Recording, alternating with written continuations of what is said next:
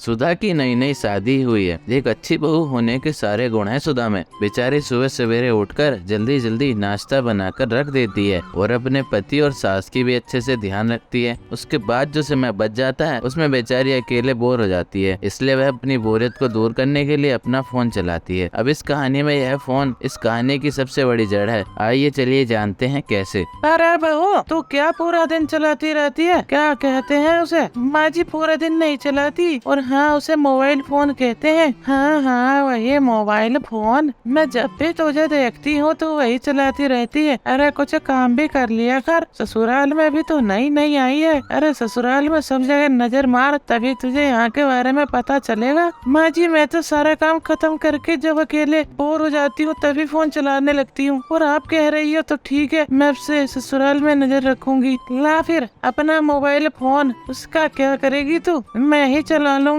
अभी तो ससुराल में ध्यान दे। पर माँ जी परवर कुछ नहीं समझी ने। नई बहू को ससुराल में ध्यान देना चाहिए, ना कि फोन में। ले मुझे दे अपना फोन, जब चाहिए होगा तो ले लेना। मैं कौन सा लेकर भाग ही जा रही हूँ। सुधा अपना मोबाइल फोन अपनी सास को देकर वहाँ से जाने लगती है कि तभी उसकी सास उसे कहती है, अरे बहू जा जाकर मेरे कपड़े ही धुल दे, बहुत गंदे हो गए हैं। कश्मीरा वह कपड़े धुल देती है। उसके बाद बेचारी घर में अकेली खाली पड़ी रहती है, क्योंकि अब तो उसकी सास भी पूरा दिन फोन चलाने में लगी रहती थी। ऐसे ही एक हफ्ता बीत जाता है। अब कश्मीरा का मन भी कर रहा था कि वह भी थोड़ा फोन चलाए, इसलिए वह अपनी सास से अपना फोन मांगने जाती है। माँ जी लाइए मेरा फोन दीजिए ना, मैंने सारा काम कर लिया है। मैं अकेले बोर हो रही थी, थोड़ा सा टाइम पास ही कर लूंगी अपनी माँ से बात करके। अरे तो उसके लिए फोन की क्या जरूरत है? जा जाकर सो जा, फोन वोन चलाने की कोई जरूरत नहीं है, समझी ना? अब से यहाँ से। सुधा अपने कमरे में जाकर सोने की कोशिश करती है, पर बेचारी को नींद भी नहीं आ पाती। बहुत दिन हो गए थे। बेचारी ने अपने घर पर न अपने दोस्तों से किसी से भी बात नहीं की थी। शाम को उसका पति घर पर आता है तो वह अपने पति से कहती है, सुनिए जी, मुझे नया फोन दिला दीजिए ना। क्यों, तुम्हारा फोन कहाँ है? वो तो माँ जी ने ले लिया और अब मुझे चलाने भी नहीं देती।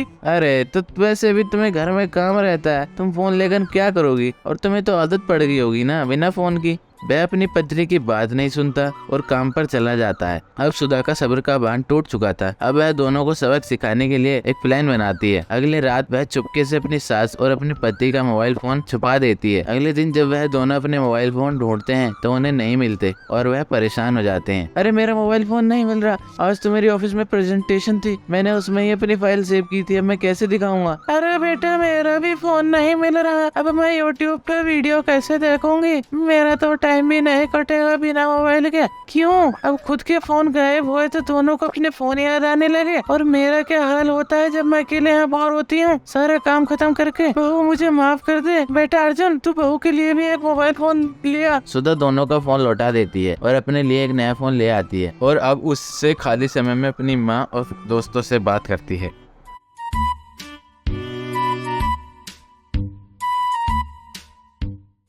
टोनी की नई नई शादी हुई थी और हर लड़की की तरह उसके भी कुछ सपने थे कि वो अपने पति के साथ घूमे, कुछ समय साथ बिताए और एक दूसरे के बारे में जानने। लेकिन असलियत इससे परी थी। अब टोनी अपने घर की जिम्मेदारियों में व्यस्त थी और उसका पति सोनू भी अपने ऑफिस के काम में व्यस्त रहता था। ऐसे ही दिन बीत रहे थे। एक दिन, टोनी, इस पीली साड़ी में तो तुम कमाल लग रही हो। हाँ, जी करता है आज ऑफिस से छुट्टी ले लूं। दोनों ऐसे ही आपस में बात कर रहे थे कि तभी उसकी जेठानी की बेटी वहाँ आ जाती है और टोनी के पास जाकर कहती है, चाची चलो ना, आप मेरे साथ चाउमीन खाने चलने वाली थी। हाँ चुनमुन चलती हूँ, रुको। ये देखकर सोनू का मुंह बन जाता है और वो कहता है, चुनमुन तुम अभी जाओ, चाची बाद में चलेंगी। नहीं चाचा, मैं तो इन्हें साथ लेकर ही जाऊंगी। चुनमुन तुम जाओ, मैं तुम्हारी चाची कुछ आपस में बात कर रहे हैं। हाँ तो कर लो ना, किसने मना किया है? सोनू तो वहाँ से चला जाता है, लेकिन वो सोचता है अगले दिन कि वो टोनी को लेकर कहीं बाहर जाए और कुछ समय साथ में बिताए। वो इसलिए 2 मूवी की टिकट बुक कर लेता है और अगले दिन, टोनी चलो मूवी देखने चलते हैं। सोनू के ऐसा कहते ही चंपा उसके बाहर आ जाती है। क्या भैया आप मूवी देखने जा रहे हैं? हाँ चंपा, जा तो रहे थे। किस हीरो की फिल्म है वैसे? शाहरुख खान की फिल्म है, नई फिल्म लगी है ना पठान, वही देखने जा रहे हैं। अच्छा तो मैं भी चलती हूँ, मैंने ना उसकी बहुत तारीफ सुनी है। मेरा भी कब से मन था कि मैं उसके साथ फिल्म देखने जाऊँ, मतलब मैं शाहरुख खान की फिल्म देखूँ। अरे अरे चंपा, तुम क्या करोगी जाकर? मैं क्या करूँगी? अरे भैया मैं भी फिल्म देखूंगी। और क्या भैया, मैं अभी तैयार होकर आ रही हूँ। चंपा भी तैयार होने चली जाती है, लेकिन ये देखकर टूनी का मुंह उतर जाता है और वो मना कर देती है। ऐसे ही अब जब भी वो दोनों एक दूसरे के साथ समय बचाने को सोचते, तभी परिवार का कोई न कोई सदस्य आ जाता। और एक दिन जब हदें ही पार हो जाती हैं, तो सोनू कहता है, अरे यार हद है, तुम लोगों को कुछ दिखता नहीं है क्या? हमारी अभी नई नई शादी हुई है, थोड़ा समय हमें साथ में बिताने के लिए भी चाहिए, लेकिन आप लोग हैं कि तभी आ जाते हैं। हाँ हमारी नई नई शादी हुई है, लेकिन हम दोनों को तो अपनी घर गृहस्थी में इतना व्यस्त कर दिया है कि पूछो नहीं। हमारे पास एक दूसरे के लिए भी समय नहीं है। ये बात सुनकर उसकी सास कहती है, हाँ बच्चों, हमने तुम्हें घर के कामों में इतना व्यस्त कर दिया कि तुम अपनी नई नई शादी में जरा सा भी खुशी नहीं ढूंढ पा रहे हो या खुश रह पा रहे हो। हमें माफ कर दो बच्चों, हम भूल गए कि तुम्हारी नई नई शादी हुई है, लेकिन अब तुम निश्चिंत रहो, तुम्हें अब कोई परेशान नहीं करेगा, ठीक है? लोहापुर गांव के जंगल में पीलू हाथ ठेला चलाती थी। उसका पति बंटी कुछ समय पहले गुजर गया था। पीलू का एक बेटा था बबलू। बबलू स्कूल में पढ़ाई करता था। ऐसे ही एक दिन स्कूल के प्रिंसिपल सुंदरी मैडम पीलू को स्कूल में बुलाती है। पीलू जी, आप हाथ ठेला चलाकर मेहनत करती हो और बबलू को पढ़ा रही हो, लेकिन आपका बेटा मेहनत नहीं करता। क्या बात है प्रिंसिपल मैडम, आप ऐसा क्यों बोल रही है? देखिए पीलू जी, एग्जाम पास आ रहा है। सभी बच्चे एग्जाम में पास होने के लिए मेहनत कर रहे हैं, मगर आपका बेटा स्कूल में टाइम पास करता है। बांस के टुकड़ों से कुछ न कुछ बनाता रहता है। उसका पढ़ाई में मन नहीं लगता है। ऐसे में वो एग्जाम में फेल हो जाएगा। ऐसे तो उसका कुछ अच्छा नहीं होगा। आप ऐसा मत बोलिए मैडम, वो मेरे जैसा गरीब ना रहे, इसलिए उसे यहाँ पढ़ा रही हूँ। मैं उसे समझाऊंगी। उसके बाद पीलू अपने बेटे से बात करती है। बबलू, तुम्हारे स्कूल के प्रिंसिपल मुझे बुलाए थे। तुम स्कूल में पढ़ाई नहीं करते हो और बेकार में लकड़ी के सामान बनाते हो। माँ, तुम चिंता मत कर, मुझे एग्जाम के लिए सारे चैप्टर्स याद है। मुझे पढ़ाई का भी ध्यान है और साथ में बांस के खिलौने भी बनाने का शौक है। मैं दोनों काम एक साथ कर सकता हूँ। लेकिन तू पढ़ाई में ही ध्यान रख, बाद में खिलौने बनाते रहना। माँ देखना, एक दिन बांस के खिलौने हमारे बहुत काम आएंगे। बेटा, मैं हाथ ठेला चला रही हूँ, इतने पैसे में हमारा गुजारा तो हो रहा है, तो फिक्र मत कर और स्कूल में अच्छे से पढ़ाई कर। बबलू अपनी माँ का कहना मान जाता है, लेकिन उसी दिन कालू कौवा पीलू के घर में आता है। पीलू, तुम्हारे पति ने मुझसे 2 लाख रुपए लिए थे, तुम कब लौटाओगी? अगर अगले महीने पैसे वापस नहीं किए तो मैं तुम्हारा हाथ ठेला लेकर चला जाऊंगा। कालू वहाँ से चला जाता है। इसके बाद पीलू रोने लगती है। हे भगवान, ये गरीबी में तू कैसे परीक्षा ले रहा है? मेरे हाथ ठेले का काम इतना नहीं चलता कि मैं कालू का कर्जा उतार पाऊँ। अब मैं अपने बेटे को कैसे पढ़ाऊंगी?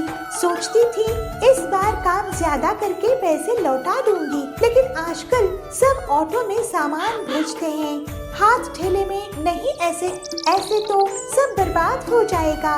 बबलू ये सब सुनता रहता है। पीलू अब एक्स्ट्रा पैसा कमाने के लिए मजदूरी का भी काम करने लगती है और घर के लिए पैसा कमाने लगती है। बबलू बहुत उदास होने लगता है और धीरे धीरे पीलू की तबीयत खराब होने लगती है।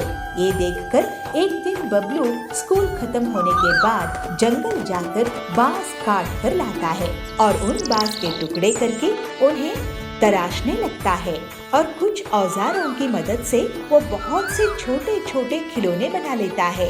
Bablu auto rickshaw, airplane, car, cycle और ऐसे ही सुंदर मिनी बांस के खिलौने तैयार कर देता है। फिर बबलू खिलौनों को ले जाकर अपनी माँ को दिखाता है। माँ देखो, ये बांस के खिलौने हमें अमीर बनाएंगे। मैं कहता था ना कि एक दिन ये हमारे काम आएंगे।